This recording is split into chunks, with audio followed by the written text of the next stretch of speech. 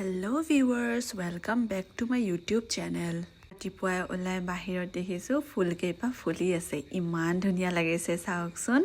মুখ হাত ধুই আহি মই এয়া ৰুম সাফা কৰিবলৈ ওলাইছো। যেহেতু প্ৰথমতে মই ৰুমটোৱে সাফা কৰি লওঁ, বেলেগ কাম হওক নক ৰুমটো কিন্তু সাফা হ'ব লাগিব। যেহেতু উত্তৰাহতৰ যোৱাকালি ফাইনেল প্ৰেজেন্টেশন আছিল, সেইকাৰণে আজি সিহঁতে নাহে আৰু অহাকালিহে আহিব।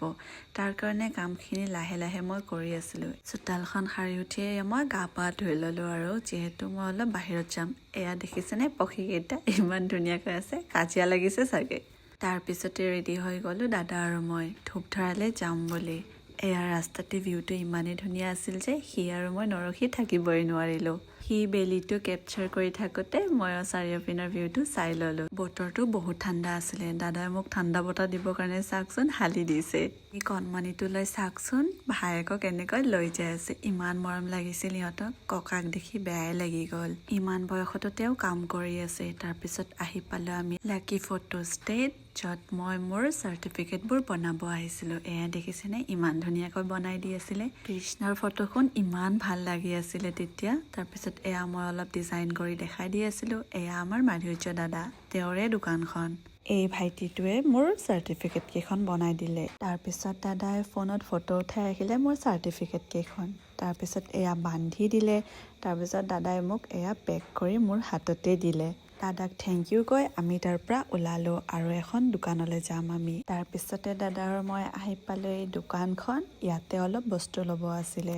তাৰপিছত তেনেকৈ বস্তু ল'লোঁ। আকৌ এখন দোকানত গ'লোঁ, ঘৰৰ অলপ বস্তু ল'ব আছিলে। বস্তু লোৱা হোৱাৰ পিছত দাদাক লৈ আহিলোঁ ৰুদ্ৰহঁতৰ দোকানলৈ বুলি। সিয়াক মই এটা গিফ্ট দিম মানে। তাৰপিছত দিলোঁ সিয়াক এযোৰ জোতাযোৰ লৈ সি হেপী বহুত আছিলে, কিন্তু দেখাব পৰা নাছিলে। সেয়া ৰুদ্ৰ দিলে আমাক পেকিং কৰি। তাৰ পৰা ওলালোঁ আমি ঘৰলৈ বুলি। তাৰপিছতে দেখিছেনে ৰাস্তাটো ইমানেই জাম, মানে নতুনকৈ ফ্লাইঅভাৰ বনোৱাৰ কাৰণে ৰাস্তাটো জাম হৈ গৈছে। এটা চাইডে বন্ধ কৰি ৰাখিছে, তথাপিও মানে বাইক যাব পাৰে আৰু।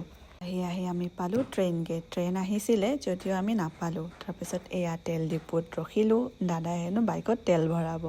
তাৰপিছত এয়া তেল ল'লোঁ আমি। তেল লৈ এতিয়া ঘৰলৈ বুলি আহিলোঁ।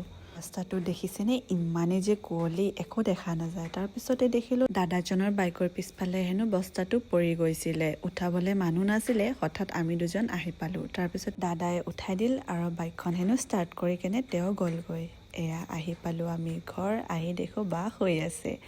তাৰপিছত মোৰ মাফলাখন খুলি ল'লোঁ, যিহেতু ইমান ঠাণ্ডা আছিলে বাহিৰত। মুখখন কিন্তু ঠাণ্ডা হৈ গৈছে। এয়া দেখিছেনে মাহঁতক জোতাযোৰ দেখালোঁ। আজিলৈ ইমানেই।